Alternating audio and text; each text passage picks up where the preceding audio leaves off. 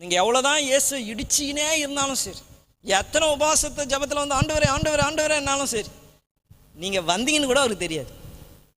இங்கே எத்தனை பேர் வந்திருக்கிறீங்கன்னு அவர் கணக்கு போட்டு பார்த்தா தெரியும். ஒருவேளை ஒரே ஒரு ஆள் தான் இருக்கலாம். நம்மளுக்கு பார்க்கறதுப்போ இவ்வளோ பேர் இருக்கிறாங்களே அப்படின்னுட்டு மேலேருந்து அவர் பார்த்தா எத்தனை பேர் தான் பார்க்கலாம்? திரளான ஜனங்கள் உம்மை முட்டி மோதி கொண்டு இருக்க என்னை தொட்டது யார் என்று சொல்லுகிறீர்? இயேசுக்கு திரளே தெரியல. அவருக்கு தெரிஞ்சது யார் தான்? ஒருவர் என்ன தொட்டாங்க.